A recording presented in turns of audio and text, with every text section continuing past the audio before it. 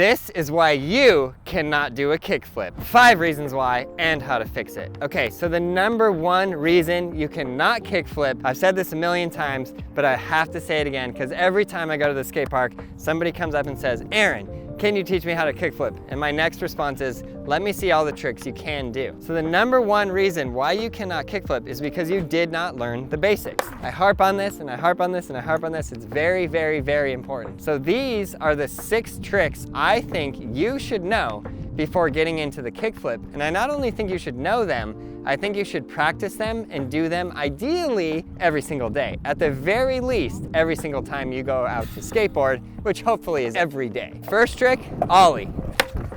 If you can't ollie, you got no business trying to do kickflip. Second trick, frontside 180.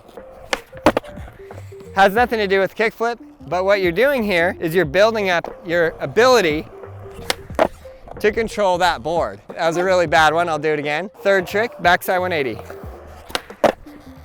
You're just getting more and more comfortable on the board. The number 1 trick per survey that people on this list could not do, backside 180. Pop shove it. Just like that. Keep your front feet close to the board, and you got it. Front shove. Okay, now this next one is controversial because not even I'm good at this trick. In fact, some people say I suck at it. It's my Achilles heel of all skateboarding. Heel flip. If you're gonna skip any trick in here, skip the heel flip. But I do think the reason I put the heel flip before the kick flip is because you already got the ollie motion down. The heel flip is a little closer to the ollie than the kickflip flick, right? I learned it before kickflip, but now, after skating for 30 years, let's see if I can land it first try. If I can, you owe me a burrito. Toe drag, but whatever. Heel flip, that's trick number 6. And then the final one, the trick we're trying to get you to learn, kickflip. I love kickflips. But the number 1 reason why you cannot do it is because you did not master those earlier basics. So the best way, skate every day. Do 5 ollies, 5 frontside 180s, 5 backside 180s, 5 pop shove, 5 front shove. If you want to skip the heel flip, I don't blame you. 5 kickflip attempts through all of the practice steps, which I will lay out in this video, but I have laid out in many, many, many videos. So that's the number 1 reason why you cannot kickflip. The number 2 reason why you cannot kickflip, you're just not skating enough. This is really hard, complicated skateboard. It's a piece of wood with some grip tape on top, metal trucks, wheels. There's a lot going on here. You push on this side, this thing goes up, you push there, that goes up. There's a lot to understand. Pop there, drag your foot, flick there, cause it to spin, catch it with your back foot, land. There's a lot going on, and you're not attached to this thing. So you can't just like jump your feet and create it to jump. You have to pop it, drag a foot here, cause the actual force and pressure here to counteract with the force and pressure here, causing it to go up in the air. Come on, there's a lot going on. But with that being said, get out, even if it's in your garage, even if it's on a balance board in your house or you're watching TV. Spend a little bit of time. Try and give yourself 10 minutes a day to do a little stretching, ride on your board, and get really, really comfortable. Yeah, that's one thing I didn't even say in step number 1. Before you even do an ollie or any of those tricks, get really, really comfortable. You can follow my series called Boot Camp or Daily Skateboard Lessons, and I walk you through all of the steps. But if you spend 10 minutes a day rolling around and you're doing 5 ollies, 180s, pop shove-its, etc., you are gonna get that kickflip so much faster than if you don't learn how to ollie and you just go to the skate park every day and you try and just do it. So that's super important. Learn all the basics, skateboard every day, vital, vital, vital, vital, vital. The third one is the number 1 reason why, the biggest reason I ever have seen in my entire 30 years of skateboarding why people cannot kickflip. You practiced it wrong. You have to do like Yoda said, you must unlearn what you have learned. You practiced it so wrong that you put yourself in such a position where if you keep doing it like you're doing it, you will never kickflip. And I'll show you exactly why. This is the number 1 most important thing. You pop your board, you flick your front foot straight to the ground, the board spins, you're very confused because, oh, it did the kickflip thing, it did the move, and now I could land. That right there. You might look at that and you think, wow, Aaron, you're close, because the board spin. This is the biggest thing, the biggest reason so many skate supports send in to me, Aaron, please teach me how to kickflip. and this is happening. Notice my front foot hits the ground before my board. And it's tricky though, because it tricks you. You think, wow, I can land.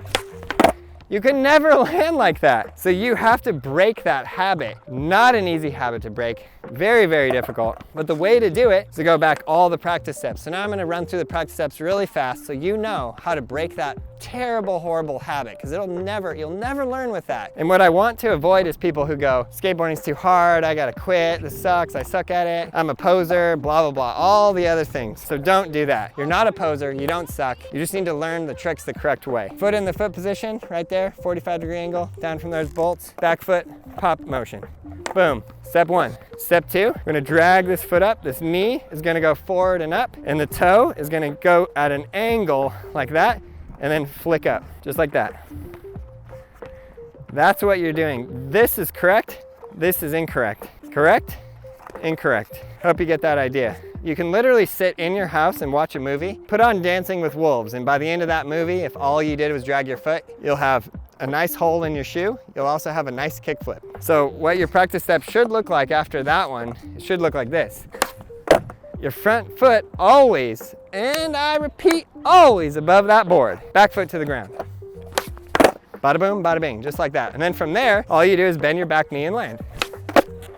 Just like that. Kickflip is all 100% in the flick. So those are 3 reasons. We got 2 more reasons, guys. So the next one is another big reason that I've seen. So if you do all those practice steps correctly, you get it down. If you don't, you will try and do a kickflip and you'll likely land at least once like this, or like this, or like this, and maybe you land like that, and then what can go wrong there is you can roll your ankle like that. Deadly. You want to stay away from that as much as possible. That's why the practice steps are so important. If you try to do a kickflip and you fell really hard, then you get it in your head that it's scary. So the 4th reason why you can't kickflip,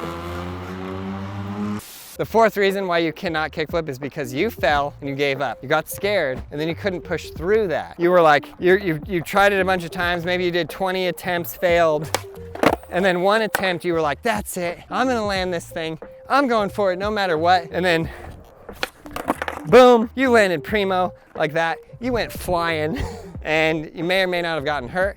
But after that, you made the conscious decision, this is hard, I cannot do it, I'm giving up. That is a big reason why people not only cannot kickflip, but why they quit skateboarding altogether. The way to crack that is to learn all of the tricks in the proper order, at the proper time, wear protective gear, because if you have knee pads, elbow pads, helmet, and you fall, it's okay. You're going down, it's okay. You got all the gear on to protect you. You're like ready for war, you're ready for battle. It's completely gonna be okay. And the 5th reason, and this one is the hardest one to teach, you've got to be able to push through your mental barriers. You are gonna be sitting there telling yourself, I can't do this, it's hard. And one thing I see people do is, you're sitting at home, you're playing Tony Hawk or Skate 3 or Sessions Skate Sim or whatever it is you're playing, and you're thinking to yourself, yeah, I can kickflip. This is easy, no problem. And then you come outside, nice beautiful day, nice sunshine. You step on your board and you're instantly thinking, whoa, this is a lot harder than I thought. I don't think I can do this. And especially if we go back to number 4, you fell. So now you have it in your mind. Kickflip equals pain, equals this is gonna be hard, equals I don't think I can do this. And now you're gonna have to push yourself. It's this mental barrier. Whenever I'm teaching somebody a new trick, there's always a point where I can see that they get to,